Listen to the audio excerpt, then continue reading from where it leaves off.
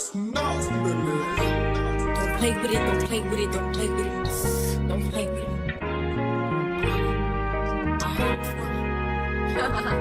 I just want a rough neck on the tongue. You just wanna send me automatic with a drum.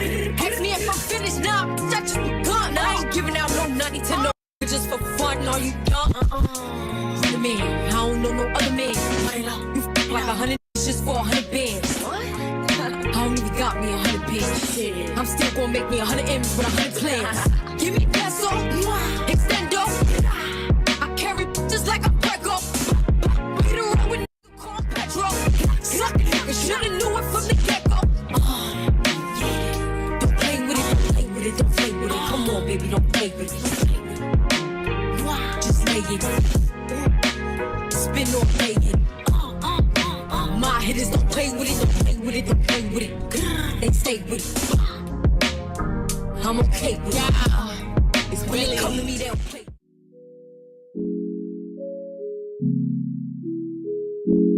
I'm willing to die for this shit. I done cried for this shit. Might take a line for this shit. Put the Bible down and go out for a knife for this shit. DOT, my enemy, won't catch a vibe for this shit. Ayy, I've been stumped out in front of my mama. My daddy commissary made it to commas. Y'all, my grandma's dead, so ain't nobody praying for me. I'm on your head, ayy. 30 millions later, know the feds watching. Auntie on my telegram like me, gosh. Then I don't do it for the gram, I do it for Compton. I'm willing to die for this. I take your fucking life for this. We ain't going back to broke, family selling dope. That's why you many ass rap better know. If I gotta slap a pussy, I'ma make it look sexy. If I gotta go hard on the bitch, I'ma make it look sexy. I pull up, hop out, arrow,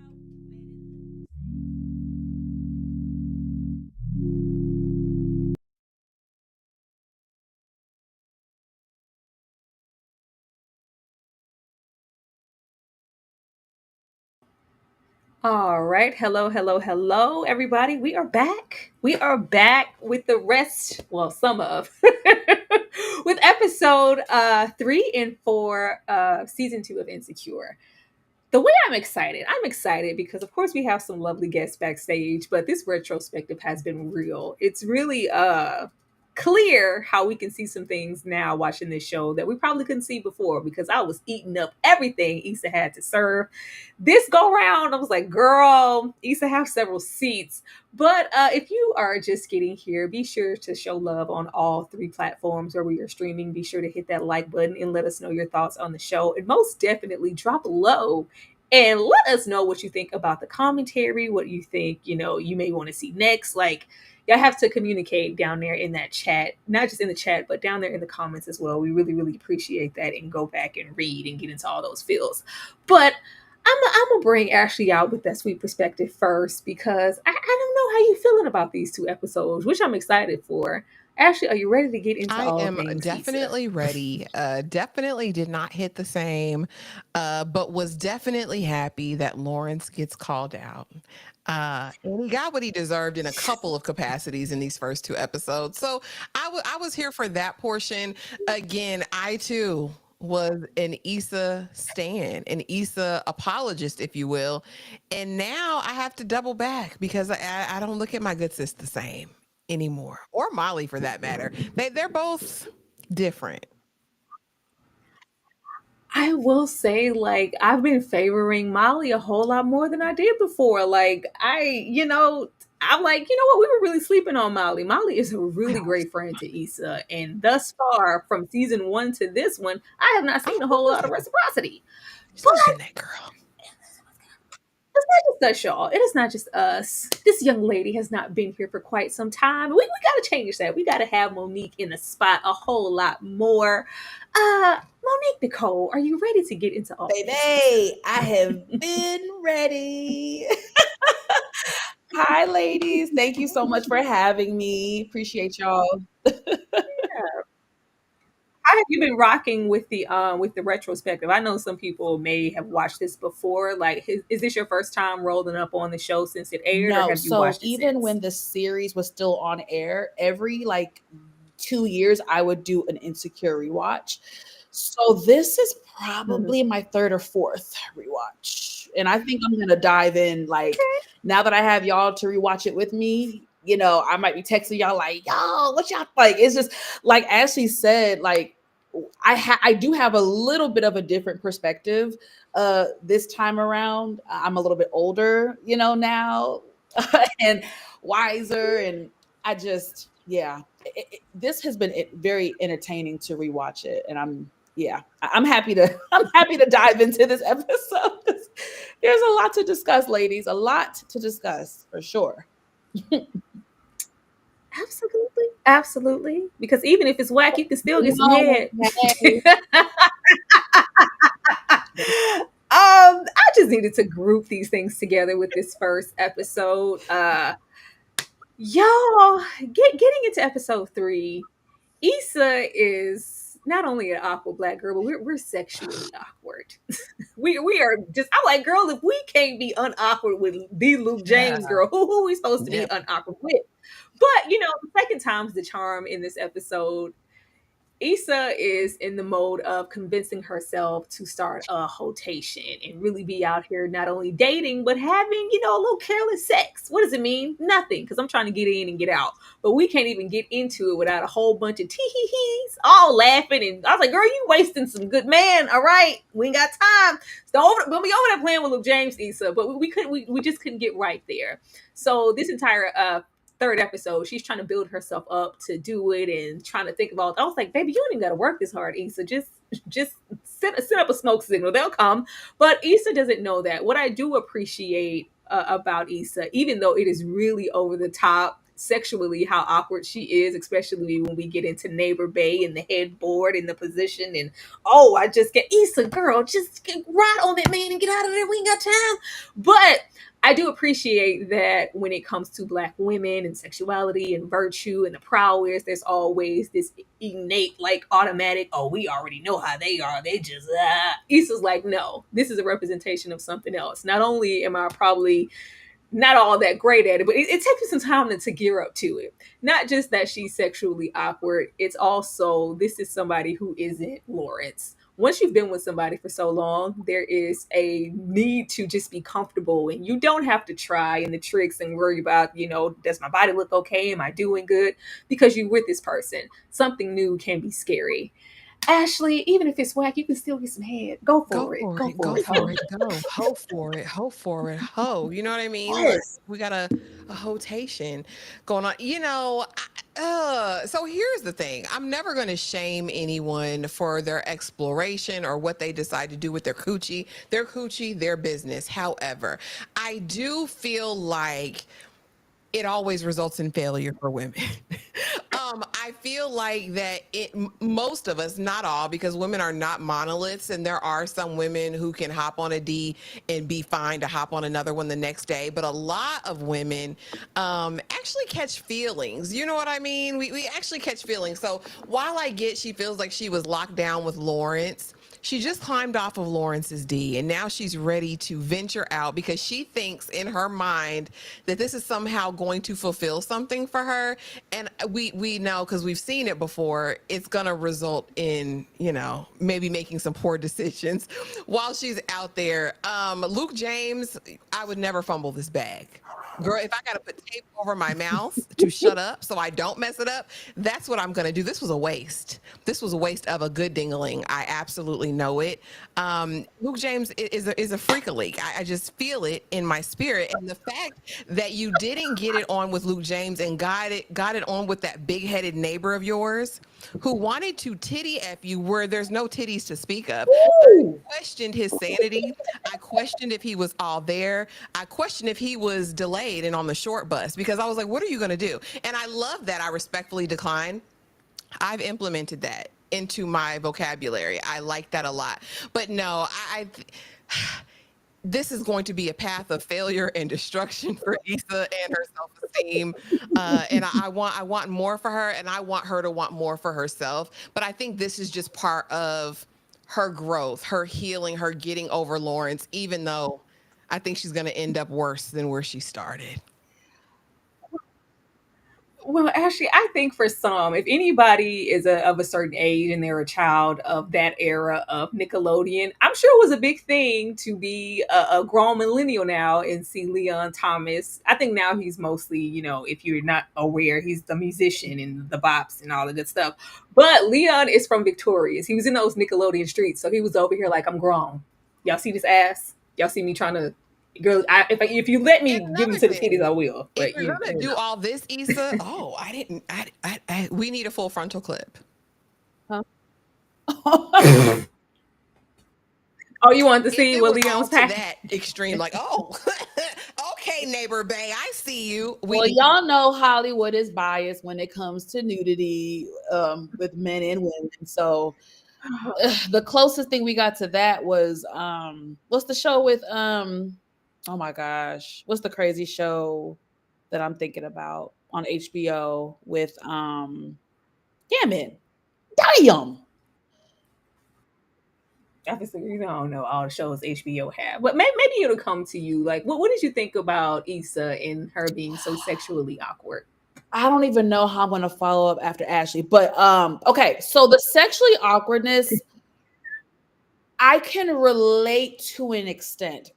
I've never been as awkward as Issa. Let's just get that straight. Never in my life have I ever been as awkward as her. My awkwardness and anxiety is more internal and in my head. Um, like Mhm. you said, Tyra, everyone's not super just sexual. Let me hop on a D and like, no, some of us are a little bit more timid and more just like, and then of course, if you've been with someone for X amount of years and that's the only D you've been used to aside her fling with Daniel, it is kind of intimidating to like get back out there with a brand new person. Now, I agree with you all. I would never, never, never, never fumble Luke James. Never. When I watched this many years ago, I thought, who is this weird peanut head shape? I know Leon Thomas is, dope now with the Mutt song, and I love that song. He's a great, talented musician, but baby, his head, I ain't never seen I mean, that head, that head is worse than Neo's head. I mean, dang. I just wanted him to have a hat. Like, I think he had a cute little butt, but I just felt like he needed to wear a hat if we were gonna smash. And I don't have to be really drunk, and it would have to be dark. I didn't have per se an issue with with Leon's physicality. It was just like, I'm not finna ish where I eat. It's a little too close to home. Like, baby, go outside of the dunes to get your little fix. Issa, really, you just never know what that could turn into. So I wouldn't be entertaining him for that reason. But child, if the thing and you grab the back of that big old head and you go for what you know. Do you guys, what do y'all Go think for from what you a know. writer's perspective? Like, I'm just trying to think, even from a character perspective, why did she feel comfortable doing with the neighbor versus Luke James' character? Because it was kind of perceived that Luke James and her had been on a couple dates or so. So there was a little bit more of a rapport Mhm. between them versus the neighbor. There wasn't no magical connection. I just didn't understand it. Even watching it now for the third or fourth time, I was just like, I still don't get it. I think she was intimidated. I Oh, don't know, whatever, his status was. We're in it okay. looked like he had a coin. I just think that it was just too much, and maybe his expectation was a little too much. Maybe just to start off, it was Okay. just like, whoa, they didn't really delve into it. But I think it was just a little too intimidating for her because wasn't nothing funny. He wasn't doing nothing funny, Issa, for all the tee hee. I felt Okay. like she was I'll take intimidated. that. But maybe neighbor Bay and how lucid she wanted things to be, maybe he was more her speed. Okay.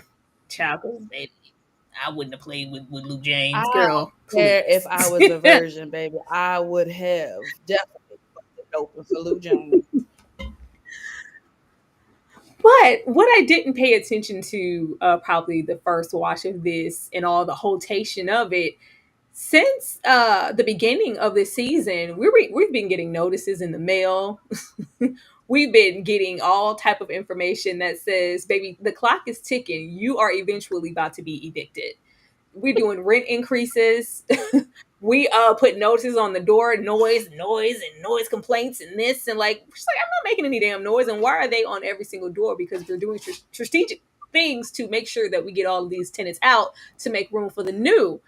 Watching this the first time, it really felt like the eviction situation was something that kind of snuck up on Issa, and how am I made to afford whatever now that I don't have two incomes in here? I mean, technically it was, Lawrence wasn't, but still, I'm sure Lawrence, unemployment was providing a little something.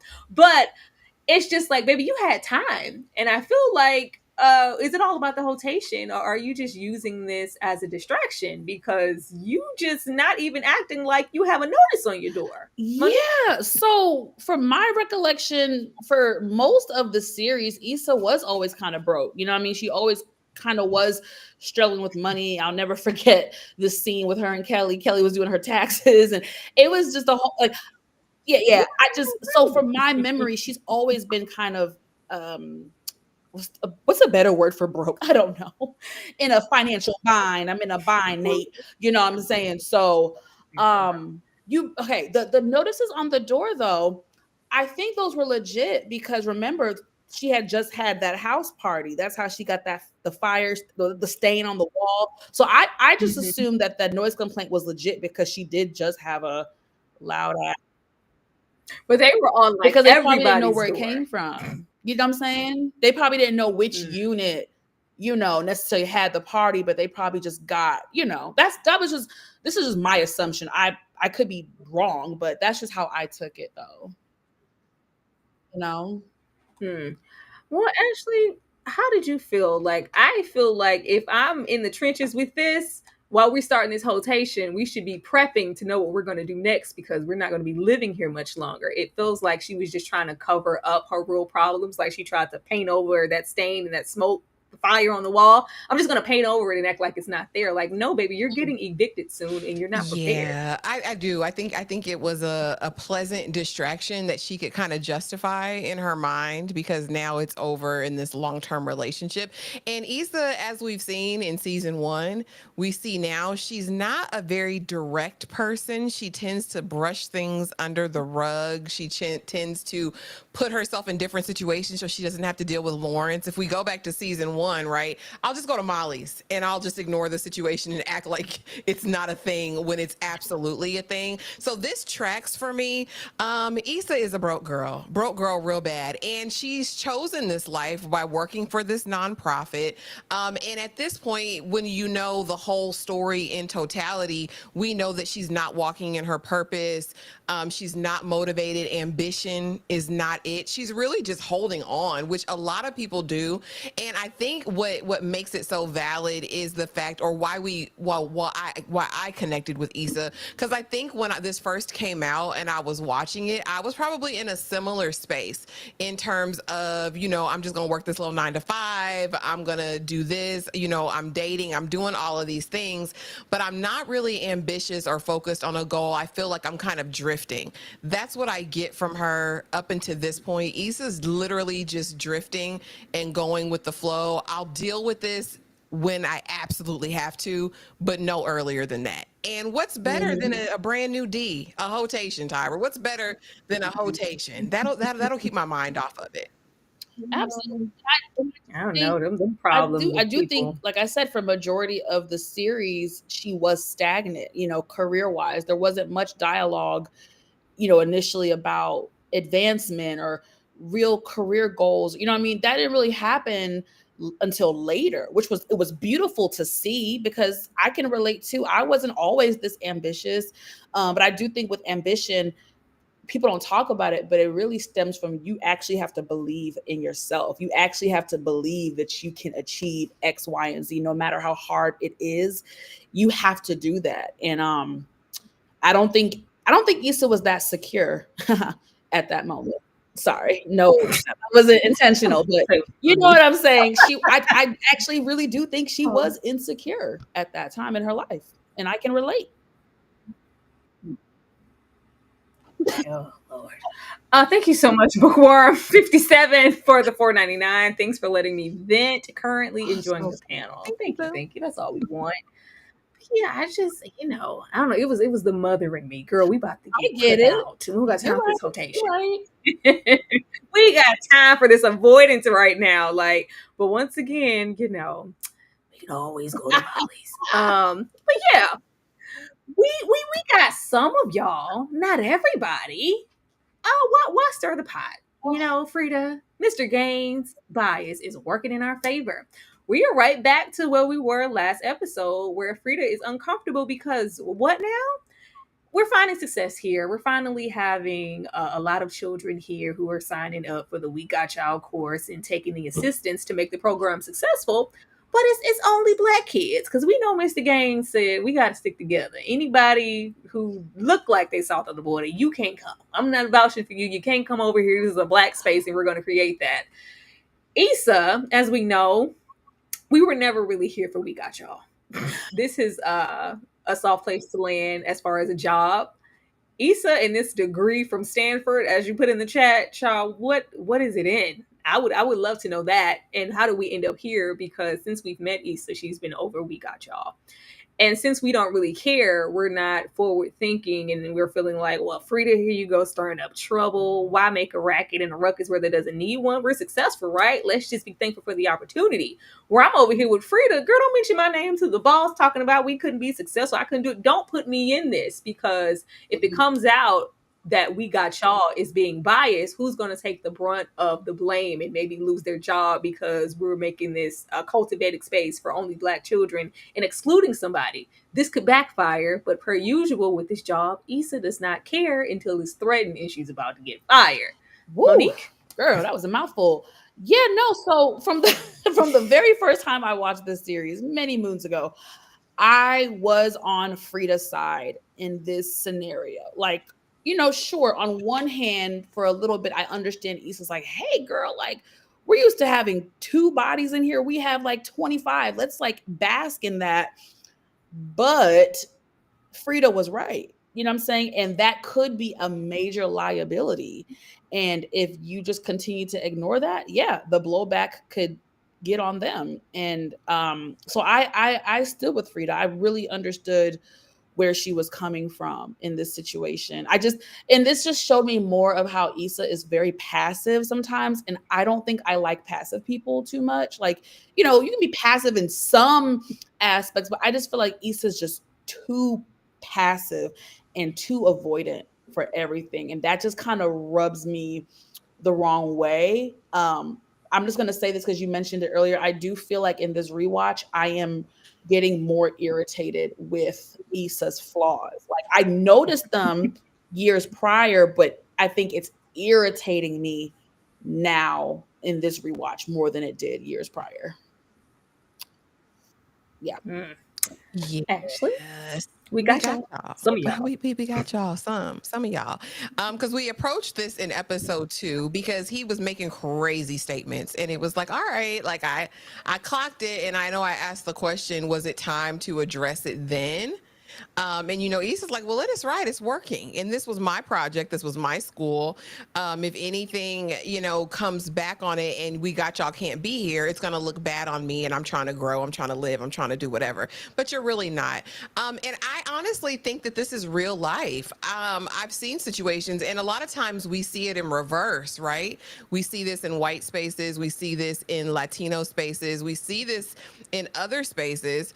And it kind of just goes with the flow, right? Like, oh, okay, this is for us, by us, and we're gonna stick together and we're gonna do this. And now we're seeing it. But Mr. Gaines is problematic. He's been problematic. She's gotten all the warning signs, and now we're seeing the manifestation of it play out. And I agree that it just speaks to Issa's lax nature at this point. Issa is about doing what's easy and what's going to get her over, where she doesn't have to exert too much energy or thought. You know what I mean? To it, like, girl, it's fine. Everything's okay, girl. Like, it is what it is. Don't worry about it. When it really is problematic, because not only is it just wrong at its core, because he's being racially motivated. He's definitely prejudiced in this situation. But also it's doing a disservice to the babies who could benefit from We Got Y'all and what it's offering there. And I think that's the thing that should have triggered something in Issa if she really cared about anyone other than herself. But Issa is very, very self-interested. She is very selfish, as we see. So yeah. And let's not forget that the school was about 70% Latino. So it was absolutely asinine that not a single Latino was in the library. Not one. Not a single one. So None. You said I'm not that having it. spoke, Nope. that spoke volumes, It was really uncomfortable to see that. But are you even listening to me? Girl, no, Tasha. No definition and now no sex. It's what are we that important of a question? It is. It is. Like this is the only thing that came to my mind sitting here with Tasha, trying to watch TV. I'm trying to talk about my family and the aspects of this reunion and what to expect. And yeah, Lauren's trying to get between them legs because that's all we've been doing. You didn't require too much of him, Tasha. You didn't require anything at all. You've just been happy at the aspect that Lawrence is here. And when he did do something, you turned around and said, well, we didn't label anything. You hungry? You hungry? Because I cooked. Like, oh, okay. Just lay it all out for him. But now that we aren't, and we want to just kick back and watch TV and kiki just like any old couple. It doesn't have to be about sex all the time, does it? This is why questions like, what are we? What ain't we? Okay, so I'll know my role and play it. Tasha knew what this was, but like she said, Lawrence gives that perception of a good guy. But yeah, Lawrence came here for one thing, and he's been coming for that one thing since he left that damn Blockbuster shirt in Issa's closet. Yeah, Ashley, I'm on Lawrence's neck because no. I'm That's on Lawrence's neck because no. I listen. She's her, right? And I'm not gonna listen.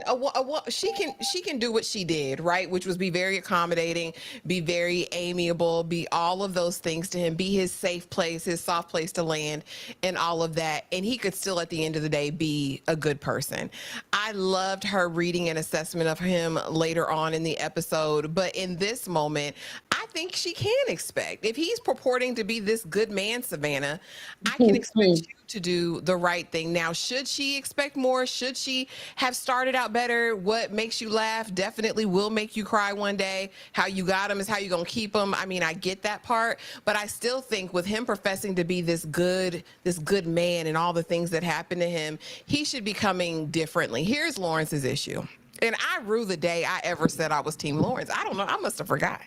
I must have forgot something, or just enamored by his fineness in the face or something, because he is a trash box of a man. He really, really is. Because here's the thing. He will screw her all day. He will give her a wet behind and wet sheets all day, all night. But really, in his mind, she is nowhere near good enough for him to walk about with. And it is so infuriating to me, especially what we see him do later with the people we see him do the things with later. So vile to me, because this is the woman y'all say y'all want. This is the woman y'all men in y'all mama's basement say that you want. And when you get her, this is how you do with the microphone. You dog her out like this. Like, I think it's gross that he ever even smashed knowing he really had no intentions, because you can see it in her heart. She's looking for the future. You're a good man. I know you're going to be a good husband. Oh my gosh. I know you'd be a good father. You got a good job. He had, there is onus on him too. I can't put this all squarely on her shoulders because she's in a delusion. Because I think men just need to be better. Period.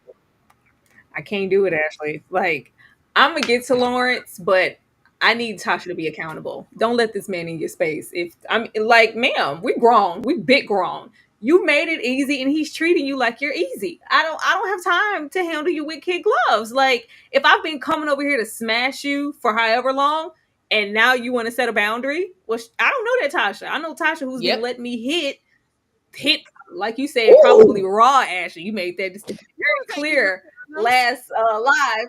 I know that. I don't know this. So now that we want to set a boundary, something should have been set before. Yeah, no, I Monique? can't go after Ashley no more because the way Ashley just read that whole thing for Phil, I can't. No, we gonna have to reset the order, baby. So when I first watched this, I 100% put all the blame on Lawrence. But now I'm much wiser, Monique. I put the blame on both of them. I don't give a good goddamn about no sexual liberation and women in. I don't give a good goddamn about none of that. If you go bust it wide open before a first official date, you can't be busting it wide open before a date and then multiple times before official date and then expect to get boyfriend girlfriend treatment, because like Tyra said, you didn't introduce it that way. You introduced your Hello Kitty first. So I feel like what's the girl name? Y'all know I'm not good with names. Tasha has to take some of the responsibility. However, I definitely could not stand Lawrence during this F-boy era that he had to get up out his system. I could not stand it. We'll get to it when he bailed her at the cookout. I didn't like that. But again, I'm going to read Tasha later because I got some critique for her as well. But I could not stand this situation in this F-boy era that we saw Lawrence in. It just irritated me.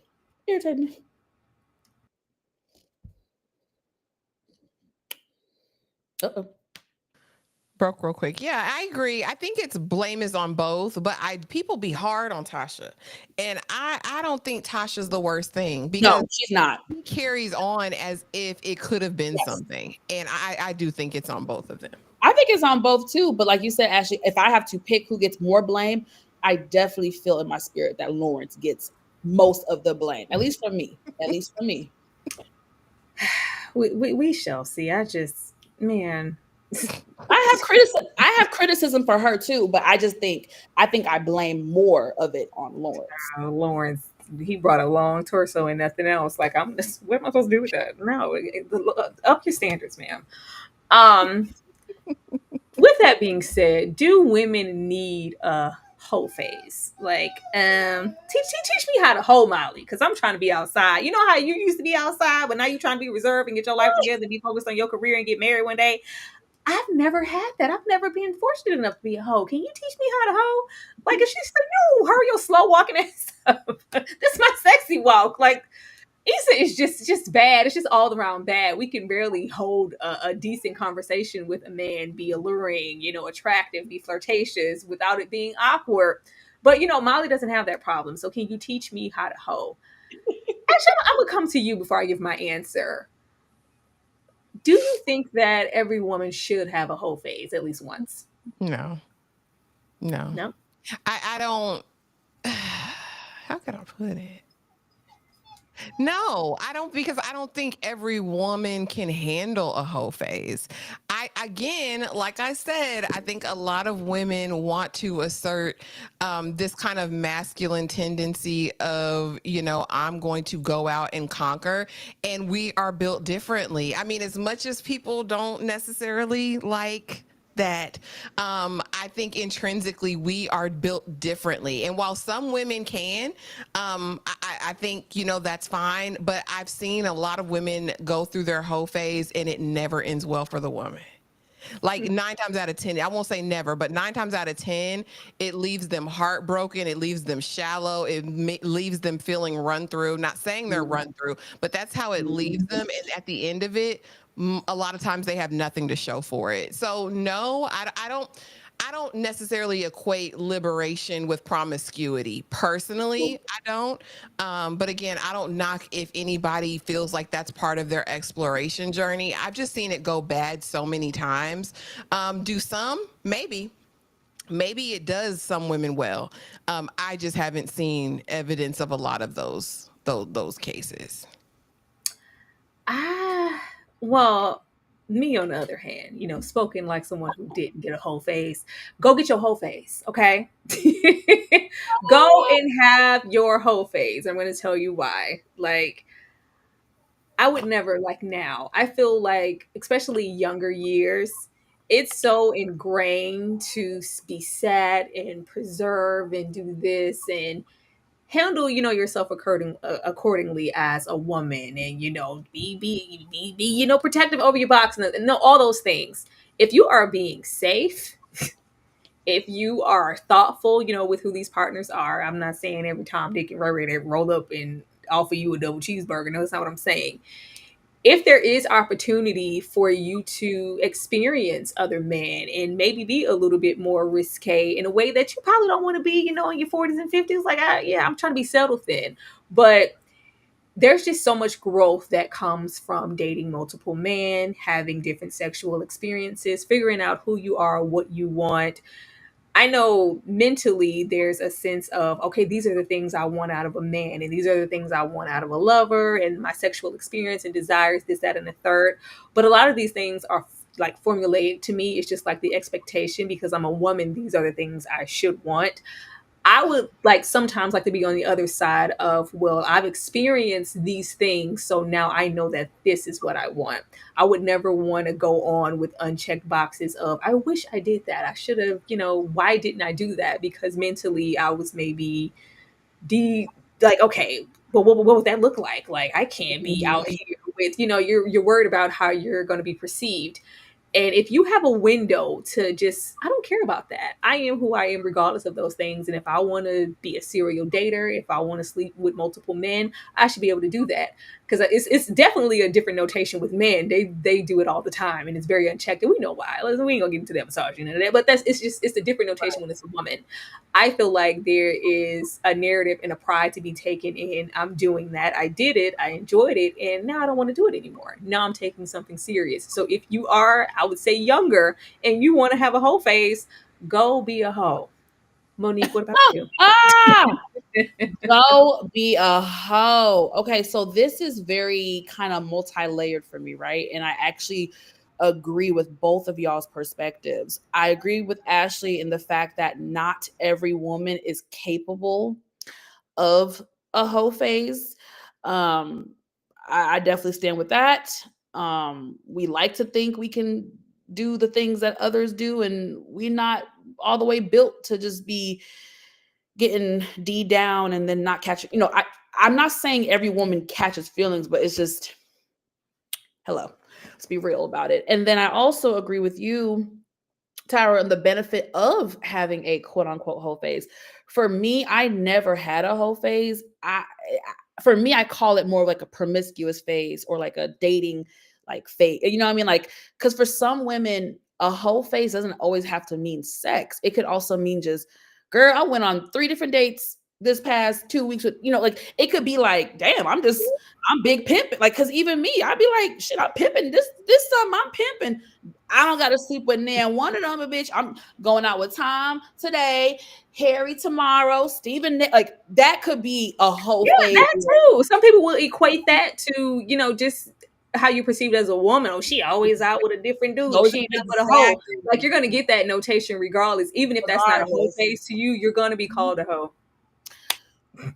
Yeah, well, I ain't that big, but I know what you mean, girl. Yes, the vast majority. You are right. You are right. So it's just, I don't know. But I do think every girl should have that fun phase, or that fun, flirty, promiscuous. You know what I'm saying? Like, I could not imagine being no damn high school sweetheart with somebody and being with them for what? Like, I don't know. Like, I know it was cute when our parents did it and way back in the previous generations, but when I hear about these kids that got married at 23 and 24, I look at them like, y'all are dumb. No shade, no disrespect. But I do think everyone needs to live a little bit, experience different people in different ways, because that's really how you grow. That's how you learn what you like, what you don't like, not just sex, just compatibility with people. Okay, I don't want a man who thinks this way and has this ideology. I prefer a man that does this, executes this, thinks this way, has this ideology. So I think everybody needs a date, damn it. But as far as being a hoe, I mean, have a date phase.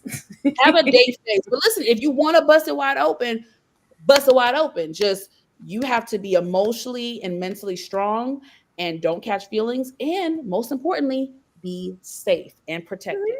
Strap it up. It's not. I just don't want anybody to be so reserved that, because I know mentally, I was like, I can't even like be dating multiple people at the same time. I don't, what does that even look like? You I used find to one think so. person and you have that time, and if that doesn't work out, you move on to the next one person. It's like, Yep. no, date everybody. That's Please how date I used to think. And it's like, oh my gosh, no one like taught me how to do, what I mean? That's a whole other thing. But no one guided me in that department. It wasn't until recent years I was like, wait a minute, I'm damn sure not dating one at a time. That's a waste of energy. You get burnt out quicker. Like just spending one time calling one per no. A rotation. I don't got a rotation, but I got a rotation. So if Tom is pissing me off today, I'ma call Steven. Okay. It's just, Shane has said, I will say I've gained nothing from being a good girl. And I Gained can nothing I from being definitely, yeah, I understand her sentiments. I really do understand what she's saying because Yeah, you ever see that quote? It'd be like, hoes stay winning. They do though. They really do. Molly they be beats her feeling back. like Just as always, Molly being the supportive friend she is. I'm just out here being a wingman for you, girl. Let's get out here and try to make something shake. But she does meet someone. We meet Sterling. Sterling is here in the club and he is loving what he is seeing. I was like, I forgot Sterling K. Brown was on the show. I didn't even remember that. But she just don't see it for Sterling. Just automatically. We have this brief moment in the beginning, which we've been seeing with her since the season start, and preferably it's a black man with a white woman. But she's consistently seeing something that she doesn't have, but I want it. I want that, but hell yeah. I was like, a real man would have helped you with that box. I don't care if you didn't come here with nobody. Y'all help Molly with that damn box. But she's like, I got it. I can, carry the brunt of the weight. I really don't want to, though. I would love to have a man put this whole cabinetry together and all of that, because baby, I'm not built like that. These are the plus things that comes with having a partner or a husband. These are things I want for myself. I want that marriage. And then we meet Sterling, and he is pretty much every single thing that Molly has stated from season 1 that she's wanted out of a man. And he's eager. We like an eager man. We like an eager, persistent man because, girl, if you ain't busy on this day, what about tomorrow? When are you free? I just really like you. I'm invested. And Molly's like, yeah, no. We're getting into sabotage and us finding flaws because he's too like. Molly was over there in the realm of, you ever have a friend, you're like, well, girl, what's wrong with him? Girl, he just too nice. Like, what? He's so damn nice. Like, what? What do you mean? He's kind. He opening doors and stuff, pulling out my chair. Like, girl, he was nice. He was so nice. Yeah, what's wrong with that, Molly? What is wrong with Sterling? Ashley, why Molly didn't want her match? because she's like, okay, so here's the thing. I'm trying to. I thought I told you to have me go after me before Ash. We go back and forth, baby. I can't go. Okay, I promise you will. Too much. Molly is actually like, the situation with the box really represents who it's a metaphor for who Molly is, right? Like, I'm just going to pick up the pieces and I'll just do it myself. If it's not going to come exactly the way I want it, how it's packaged, whatever, I'm just going to do it myself. No, because I don't want anyone to think that I can't do it. Meanwhile, you're pining away as you see this black man carry this white woman's package and secure it away from her. Why does she have someone and I don't? And it's what I deserve, right? That's the thought. That's the thought process. But when she gets everything that she wants, that she says she wanted in a Sterling, honey, let me talk to you about Sterling for a minute. That's a good man who love his wife's dirty draws. Do you hear me? That's a good man. Good years, you know what I mean? Or better. He got that bread. He got that head. Let's leave. You know what I mean? He got cinema tickets. He want to take you out to dinner, baby. You can't even get these other jokers to call you back, Molly. Molly is in a strong delusion right now. And to be in the future chasing after a gutter bucket married man. Oh, Lord. Let's let her make it. She ain't do that yet. It's like you say you want these things, but when you're really faced with it, I think it makes you evaluate, is that what you really wanted? Because Molly always finds a way to self-sabotage, and that's what I'm gonna call this. She is self-sabotage. Sabotage. She could have been married. She could have been on the I-10 by 10, Tyra. This man is motivated. He want to be married. Huh? He said, I want my name The name dropped. dropped. I want my name Cracked. Okay. Correct. Like he's with the program. What's the We two beautiful melanated people in the land of LA, both professional. This is thriving. I see the future. You hear me? You ain't got to tell me but one time. I'm over there with Sterling. I'm sitting in his lap. You see how she is in the too far away. Because Daddy, can I sit in your lap? Let me feed you. Like that's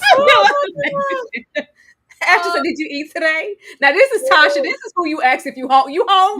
Yes, Tasha. This is who you ask if they're hungry. What did you eat today? This is who you cook If you didn't eat for, nothing, I'm cooking you Tasha. a meal. But this is her excuse, Monique. He had a list. Like I felt like he was checking me off one of the lists. Like, did you not? You were doing the same thing, and there's nothing wrong with having a list, baby. That means he knows what he wants, Monique. How much time I got? Because Molly, this is what's not going to change. Molly was insufferable. Every single time I've watched this damn show, she has been insufferable when it comes to her love life. It's like she was just that person that's like impossible to please. Season 1, you want love. I want love. I want a man. I want a ring. And you get Sterling K. Brown, whatever the character name, you get Sterling K. Brown in front of you and you want to kick him to the curb. I can understand you saying, okay, I want to take it slow, I want to take my time, but you're dodging him. He texted you saying he has tickets to go see SZA and you turned it down. I mean, I just felt like he was attractive. He was accomplished. They shared the same ideology on on paper, he sounds good. And don't get me wrong, because I've been in this a few times. I've met many men who on paper sounded great and in reality they weren't SHIT. So I get it. I'm not saying she's supposed to just jump for the moon and ask him to marry her tomorrow, but it's just the fact that she again self-sabotage. And it just comes back to Molly is just, for me, impossible to please. Like that's just how I felt throughout the series of Insecure. Molly was just very insufferable and very frustrating to watch when it came to dating. And I'm just like, where are your morals and values? Because you have to, meaning I'm not judging anybody who wants to be in a throuple, who engages with the open marriage, because it does exist. I know it. I've seen it in Atlanta, baby. It exists. It's real life. However, you can't have it both ways. You can't have one minute you're saying you want to be this wife and be this woman and this of morals and values, and you want a marriage like your parents, and then you about to dip your toe in the open. It just you're turning down Sterling K. Brown to be a third wheel. Okay. I don't know. The show didn't go much there. You know, Molly's here, but I'm sorry. I'm so sorry, child. You should have stopped me, baby. No, you're fine. At heart, this show is about Issa, and I just went there. No, you're fine. At heart, this show is about Issa, but I would have liked for us to spend a little time on Molly and her lack of self-worth, because for you to sabotage this much, you really don't think you deserve this. Ooh. And something's wrong. Something's disconnected. And Molly's always very secure and accomplished in her career. But in dating, it's like she goes out of her way to hurt herself. So, baby, you must not think you deserve a Sterling, because there was nothing wrong with him initially. Especially now, if it was like, oh, girl, I did see we had all these things in common. I gave him a chance and it didn't work out. It was like immediate, like, you might as well have blocked him. You might as well have blocked him. It was like, yeah, I don't deserve that. Let me go find what I think I deserve. And girl, if you thought it was Dro, Jesus. From a psychological standpoint now, do you think that she ran away from him because she was scared of the idea of actually getting what she wants? Sometimes people, it's weird, but psychologically, sometimes people do actually, when they get what they want, they either self-sabotage or they're fearful, so they push it away. Like, do you think it was it that? Do you think she really was not ready for that? She claimed that she wanted it. She couldn't have been to do that. And it's not even, It's not like, well, I've never seen it prior to what I know we're getting in the next couple episodes, because now, even now, she's having conversations and building toward, I think her parents are having a vow renewal. So she Yep. has an image of what marriage and a relationship and family and what that is. And that's not even like broken yet. So you had Yep. that example and you're still running around like, yeah, I don't deserve that. Let me go chase this man. Something's Right. broken. Something's broken. But For sure. Monique, you don't have to linger on it. You can. It's a yes or no question. Okay. Is Lawrence F ninja? This season, absolutely. Yes. Ashley, is Lawrence a F ninja? Hell yeah. We saw him. So you gotta be, and I'm gonna just say this, I'm gonna just say my piece. You gotta be an F ninja to let this strange YT woman ride your face on first meeting. You are an F ninja from the F ninja tribe on the island of Ninja. Yes. Yeah. I like this for Lawrence though. Not this actual character, but I just like Lawrence's representation on screen. There are a lot of Lawrences out here. A lot of men don't identify as an F boy, and you are one. It's like, well, why are you treating me like this? I'm one of the good ones. Like, how dare you? Like, I could have been that. I could be Chad. It's like, no. At least Chad knows who he is. You And don't he know owns it. that. You are that, and you need to get it together because Tasha said you won. Now, so to be ghosted by a good guy. Mm. This was crazy. I don't know.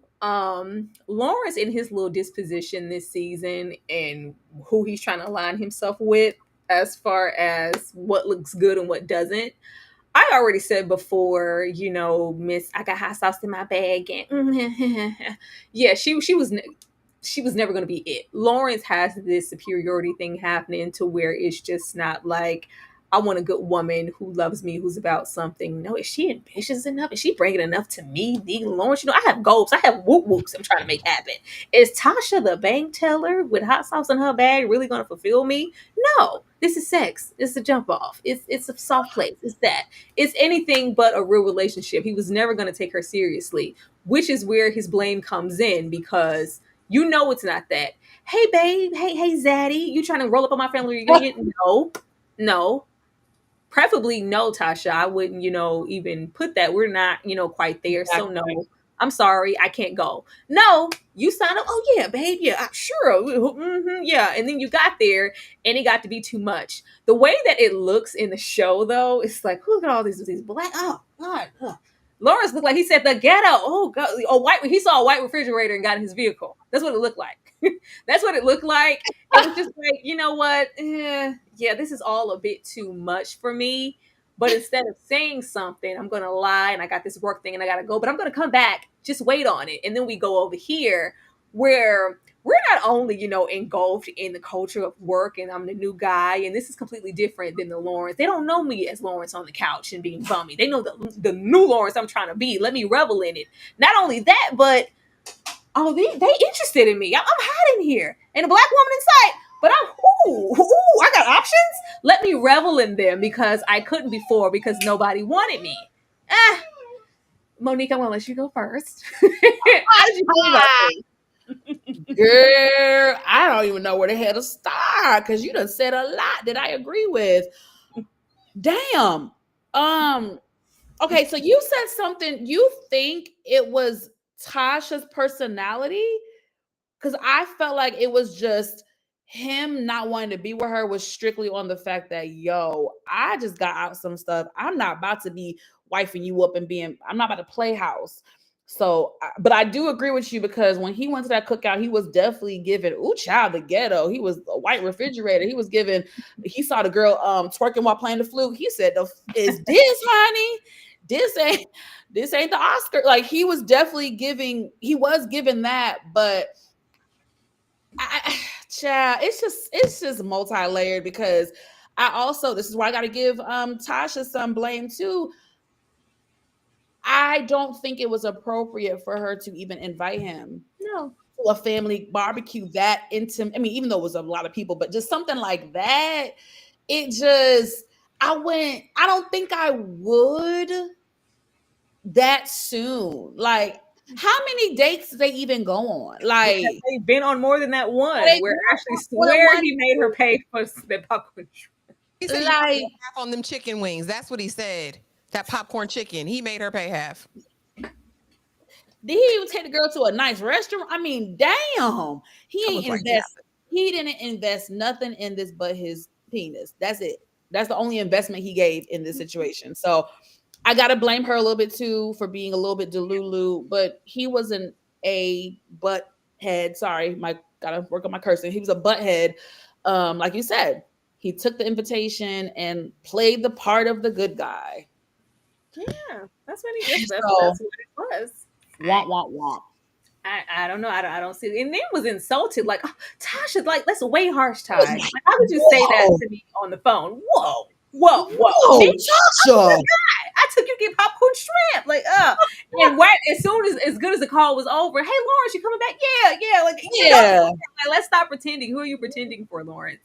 Ashley? Yeah, she read him for filth. Yeah, because here's the thing.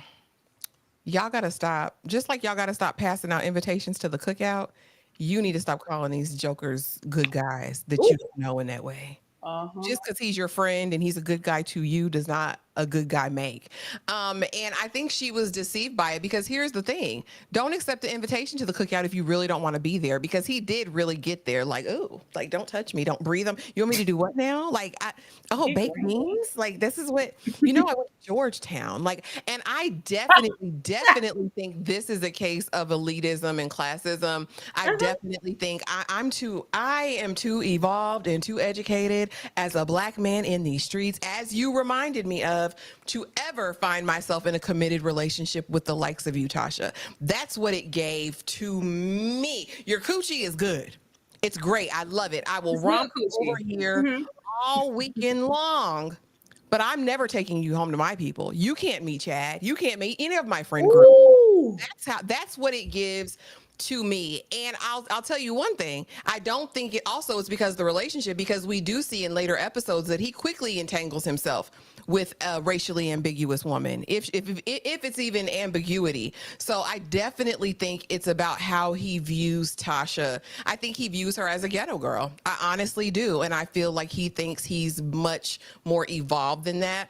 And like I said, a good guy, Lawrence was never. He was a bum on the couch, right? He, with no motivation up to this point, he finally got some chutzpah and some cojones and got a job in his own place eventually once he left the relationship. So you didn't want to do this to better your relationship with this woman who you wasted 5-6 years of her life, right? Because that's clearly what Lawrence would do. If Tasha would have allowed it, Lawrence would be her sneaky link for years, would have wasted years of her life, in my opinion, being the good guy. Lawrence is a trash box. He knows what he is. Look at his face. Sir, you don't even lie good. You're a bum and you're a trash box. And honestly, I would take Chad over a Lawrence any day, because Chad is honest. Chad, he's going to tell the truth. You know what you're getting. You know Chad is trash. There's a difference. And can I just say that it just, when I watched it many years ago and even now, I did get not only triggered, but just like I felt seen a little bit when Tasha delivered her infamous line of, you know what, you're worse than an F-boy. You're an F-boy who tries to act like a good guy. If I could tell you how many times I was in that situation, it really does suck, like 10 times worse. I always say, I would rather a F-boy who owns it like a Chad. I will have way more respect for a Chad than I ever would a Lawrence. And I've dealt with some Lawrences, and it does suck, because you're like, yo, you are worse because you pretend to be a good guy and you are Satan. Oh my gosh. So it was triggering, and I definitely could relate to it. So that was a beautiful line that she delivered. Well, I'm going to give you guys a moment to hit the like button. Shout out to the 68 people currently here. We would love to see 68 more. Here's your moment to do that. Let's get into some good guys, and we're going to come right back.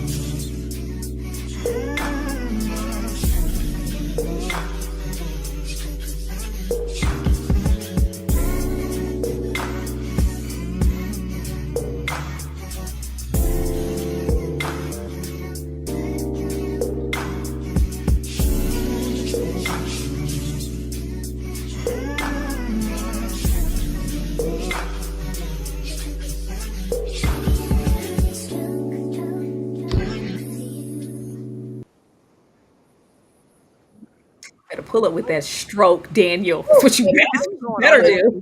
Listen, baby, I don't know if you saw me, Tara, but I was in the I'm bed. What you say, Ashley? I'm going over to Asian Bay. I forgot. I forgot. Oh, I'm I going miss over there. him. I miss him so Yeah, much.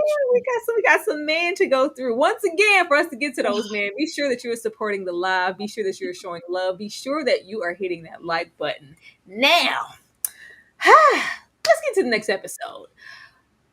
We went over there for us some Felix the cat because as quick as we got from Neighbor Bay, it was like, oh, I'm starting this rotation because somebody hitting up my phone saying, let's meet in person.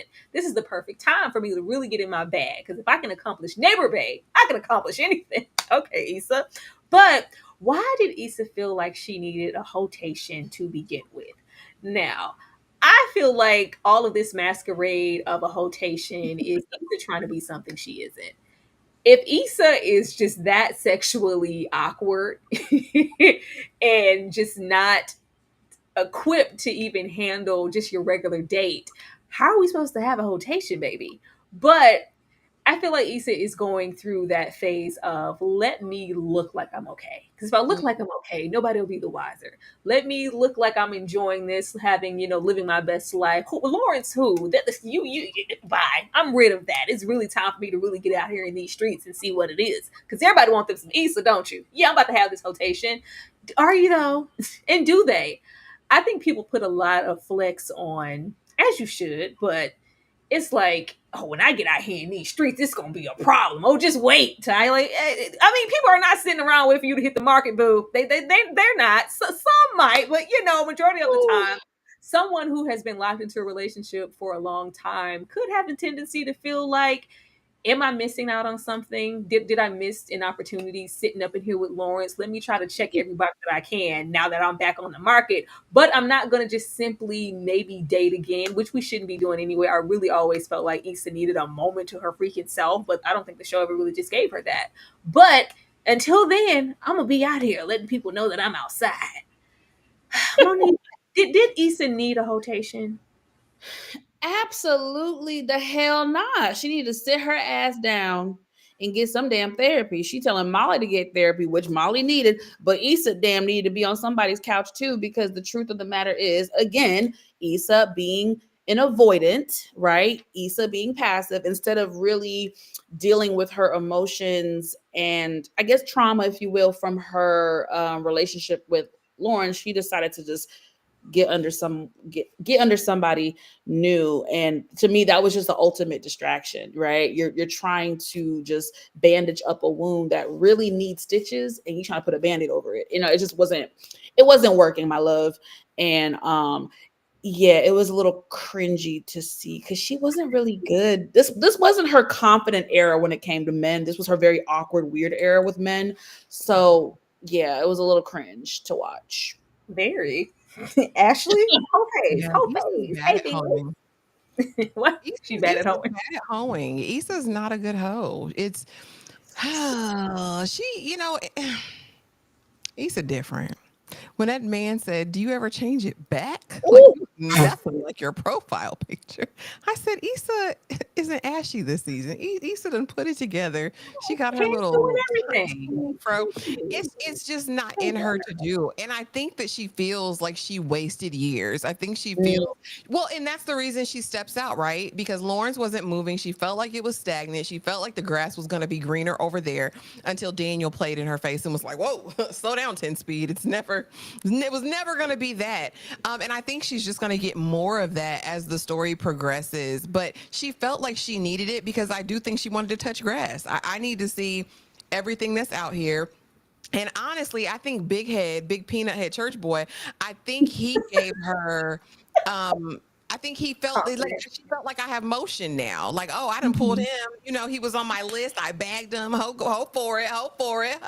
Like now I got this confidence and I can get out here and bag anybody I want. And we see that's not necessarily the case. And also, I mean, the thing that we can talk about too is that I do feel like she idolizes Molly. Although the dynamic in the friendship, I think Molly is the epitome of everything Issa wants to be and tries to be. So even though last season Molly had a broken coochie, I feel like she knows that Molly gonna pull them G. Every time we see a scene of them alone and they're in a public place, somebody's checking for Molly. And I Yeah. honestly think that deep down on the inside, Issa wants somebody checking for her as well. So I think it's about that as well. I think she wants to be like Molly. As anybody would. And I noticed that too. I was like, oh, Issa. Oh, Issa, to be that friend. It's hard. And just in the friend group in general, she just, you know. But child, we're open to whatever. Uh, Open to whatever. This is the episode in the season where we are introduced to the infamous Dro and his wife, aka Janine, because that's just gonna be Janine from the gang. Um, Dro is a married childhood friend and now a possibility. Now look at here, Heffa. I'm not gonna play with Molly. I am not. We have all of these boundaries, and oh, nice running into you, and girl, and it's a kiki.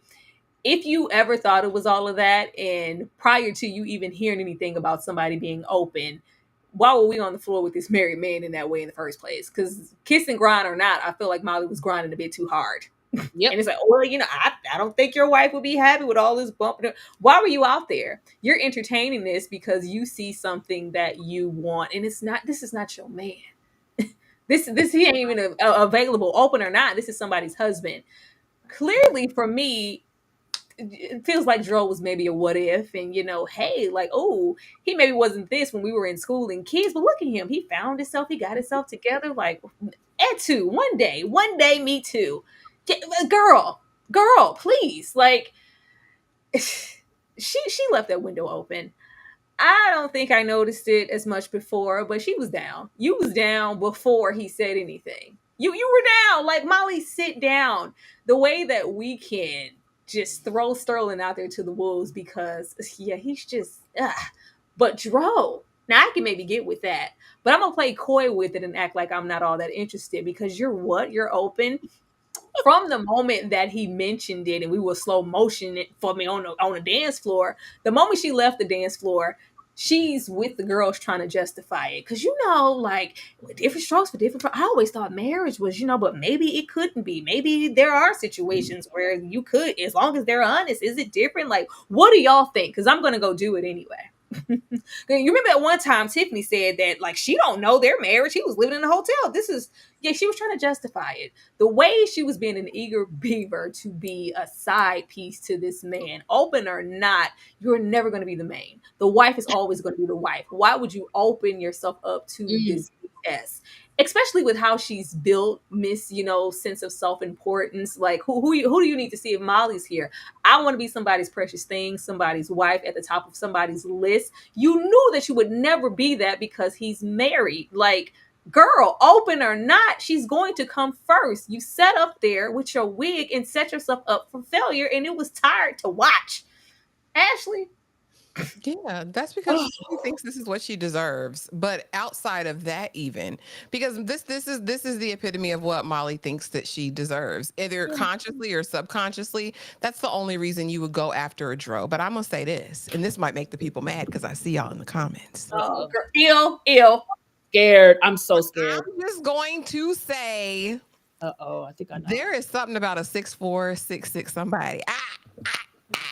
I'ma just sit it right there. And I know who his brother is in real life, and I know how this man act. But I'm just gonna say, I think, and I say that to say, I believe that Molly has wanted Dro since they were kids. I think this is an unrequited situation. I don't think this is just a pop-up and you find thing. I think this is like, I've been wanting you my whole life, and now here is the open door. So I'm definitely going to run through it. But again, I also think she knows inherently that he's trash.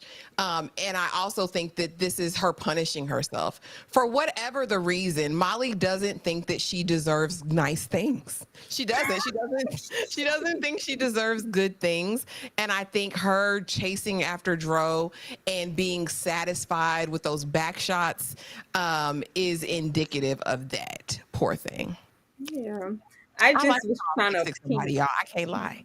I just was trying to peep how they were trying to make it in this episode. I'm like, oh, were we supposed to get that she was indecisive? Because I thought I vividly remembered him trying to kind of push up on her on the dance floor, and she was like, no, Like, what are you doing? That is not what was happening here. We were slow motion and backing it up and ooh, and I like what are you doing, Molly? She been Isn't this wanting. your married friend? Girl, please. She been Honey? wanting. Oh, cha. I like a tall one, y'all. I'm The sorry. only thing nice about Dro is his height. Okay. I don't like the character and I don't like the actor in real life. But I'm a tree, y'all. Try it. no, He the height is beautiful, but that's all he or does. not, I always thought he looked goofy as hell. But I Me don't too. know. I I always thought thought he Lawrence looked looked goofy goofy. too up until a certain season. Lawrence looks goofy now. Lawrence gets finer later, but right now Lawrence looks goofy as hell. I'm going over there with Daniel every time. I don't know what we're talking about here. Justice for Daniel. We'll get to that, but but no, goofy looking Dro. I jumped ahead, and I'm sorry, I jumped ahead already. But Molly really pissed me off every damn time I've watched this damn. The Molly and Dro era was my worst, like least favorite era of her dating history in the entire series. Like I just, the thought of it, doesn't make sense. Like I already said, you had Sterling K. Brown, great man on paper, and you go to Dro, a married man, so you could be a third wheel with a childhood friend, and then you're also friends with a wife. And like Tyra said, it's just like half of you wasn't like, oh no, what do you do? Hell no. It was slow motion for me. Slow motion for me. Oh wait, no, let's stop. Candace would kill me, honey. And my fighting days are over. I can't fight no more. So we can't do this. Now, I will say when she sat down with the girls, for me, I do genuinely think she was perplexed and was like, because she even said, like, hell, I thought white people did that. Like, oh no, I think Issa said it. She was like, right? Like, I didn't even know us people did. Like, I really do think she was perplexed. Did she later make an excuse and go for it or entertain the idea? Yes, but I really do think that first initial minute of her telling the girls, I really genuinely feel like she was perplexed. She was thrown off guard. She was like, WTF. She was like, no, I can't do that. He's married. And then it wasn't until I think some of the other ladies were like, hey, that's really like progressive. And like, hey, I mean, I guess it's okay. Like they all were kind of like trying to rationalize it. I don't feel like it was just Molly. I really feel like Issa and Kelly were like, yeah, I mean, shit. I mean, it's weird to us, but hell, if they are honest, I guess it's better than like, I really do think she was trying to rationalize it a little bit, but I did not appreciate this. This is where she messed up when they about to leave. Oh, let me holla at Dro. And then it's the, I'll text you later. And then it's just I don't know. But again, Leave the door open, Coach. She left exactly. Well, exactly. But even the end later in this episode, when we saw their later interaction, it was kind of like, okay, at the time I was like, okay, cool, Molly, you're doing the right thing. But it was short-lived. And I guess to put this in a bow, it just counts as self-sabotage and being insecure with yourself and thinking you don't deserve, you know what I mean? I guess subconsciously it really all comes down to that. Because it really doesn't make sense. Like logically speaking, it does not make sense why she went with Dro. These are established friends. It would be different if she just rolled up on Dro. She didn't know he was married yet, even if he is open. And it's just like, whoa, oh, I didn't. It's like, no, you're privy. You were just excited to see them as a couple as you were to see him. Exactly. Like, exactly. I'm so glad you said that. It would be so different if she wanted to get her freak on with a sexy cute thing who's gonna open. Do it, girl. Be safe and do it. But to do it with people and you cool with that screams messy. That screams red flag. That screams flag on the play, abort mission. Like, and then I don't believe nothing as far as I can throw somebody. Yeah, we open. Says who? Did we ever get proof? Let me see the paper. Did we ever get proof of? I guess no. I don't remember getting proof of it. Never any confirmation from her. Like, yeah, they never had a conversation about anything. It was just established that they were open, and if I'm not here, then I'm with my wife. Yeah, we don't know that. We don't know that, sir. Delusions of a threesome. Lawrence outside. Lauren said, I'm outside for real. I gotta play. I just got a new he got a new apartment. Okay. I'm gonna leave the floor wet. I'm gonna go get me some drinks. We're gonna get some drugs. We're gonna get up, okay?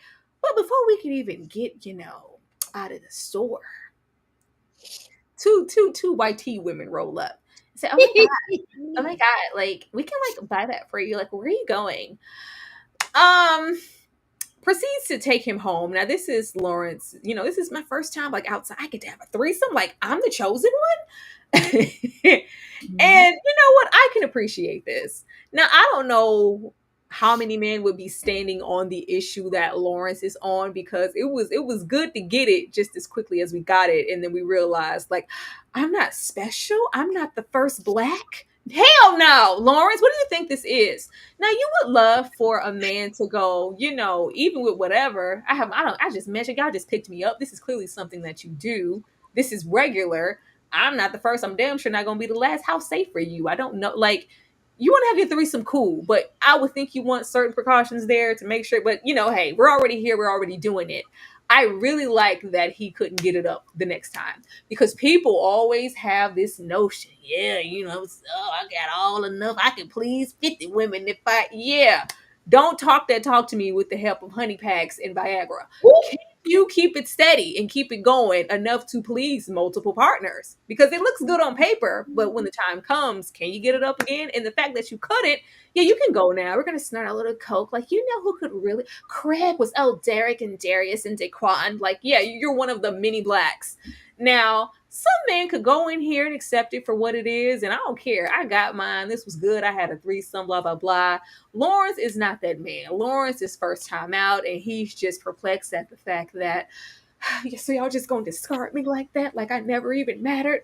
Hell yeah, because nobody told you to lay down in the bed with this gross behavior in the first place. Do you care about your life? Did you use protection? I hope you did.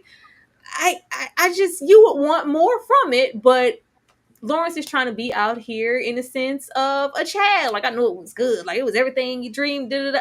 No, it actually wasn't. But I'm going to pretend like it is on this phone when actually I'm hurt inside, because there was never this expectation or this Plex type situation when it came to my relationship with Issa. That's something comfortable. For me to be discarded in this way as a black man, it's a little hurtful. Well, as a black man, you shouldn't have had your ass in there anyway. Ashley? You give me that big black D. Give me your big black babies. This is everything he deserved. It was given Shannon Sharp. He deserved, because the other black guy, can you call him? Let's call Tyrone. He could go. His refractory period was 5 seconds, and he could perform. But the fact here, hold on. Let me get comfortable, because the fact that you met these hoes in a grocery store. Mm-hmm. Because of their whiteness, because one of them looked like she could have been Latina, whatever, or proximity to whiteness, you felt it appropriate to let that host sit on your face. And I know you weren't using a dental dam. I don't know about the condoms, but I know you were not using a dental dam. You deserved every one of those big black babies, you mandingo, you. Oh, Tyrone would never. That's it. That's it. You can't do any more. You get exactly what you deserve here, Lawrence. I hope you went home and I hope you cried about it. I hope you whined into your pillow in that furniture-less apartment that you just got. I hope that you cried real tears after you talked on the phone to Chad, because you deserved every single bit of the emasculation, the humiliation, the fetishization. You deserved all of that, Lawrence. And did. And I hope you get more of it, because here's the thing, and somebody said it in the comments the same way. I think with Mac I was gonna call you Mac Dre, sorry, but just like Issa isn't qualified for a hoe phase, Lawrence is neither qualified for a hoe phase. He's too girly. He's too much in his feelings. Girly. Let's just be honest. Girly. Let's just be honest. They are. And I hope he doesn't have disease. Well, we find out he did. Never mind, because I completely spaced that out until right now. I got a flashback. But yeah, Lawrence, you deserve all of that. Have fun. I hope it was everything that you ever wanted it to be. Meanwhile, you could have had Tasha back at the crib making you greens and cornbread and baked macaroni and cheese, fried chicken, a couple pieces of ham, potato Few salad. slices of ham. Not much cornbread, chicken wings. Yeah, not much. Potato salads, a few slices of ham. Mhm. Maybe Issa was trying to have a mirror to somebody, like, hey, yes, brothers, y'all like being fetishized and objectified, right? Just being treated like a mandingo, a piece of meat, like we never made it off the plantation, right? From the looks of it and what we see publicized the most, we don't mind it that much, and that's sick. Monique, Lord. What would Dr. Umar Johnson say? I mean, how many lashings Black Queen should forever. Snow bunny. how many lashings should Lord get? Oh, 20 lashings. 10 per. You got two snow bunnies, so you're gonna get 10 lashes each. Oh my goodness. This was one of the craziest scenes I think ever in the entire series. Lawrence and two snow bunnies. I never saw it coming. Um, I don't even know where to begin because this was just so much to take in. I definitely don't feel like Lawrence was qualified for the whole phase in any way, shape, or form. These two chicks were so funny. It was definitely giving stereotype. The whole thing was stereotype and racist and prejudice, all the things, all the things. My thing was, okay, if he just climaxed, I don't give a damn who it is. It could be King Kong himself. Give the man, can you give him 3 minutes? Can you give him 5 minutes? I didn't know what they thought, but it comes. that's all you was here for. You got one job, Negro. And I'm saying the other word because we can't. Man, Yeah, Dingo, it's the- get it hard. Do what it do. the whole fetish, it's the false narrative. It's all of that. I didn't understand, and this is where it's gonna piss me off with Lawrence and his freaking ego. I didn't understand why he looked so sad and bewildered after. I just felt like you got nookie from two chicks. Why are you upset? Like, why are you crying? Like, it just, his ego was that bruised. Like, is it because he thought he was special, Tara? Is it because of that? Like, because you make what you said makes sense, but I never, and to this day, I cannot understand why he looks so sad.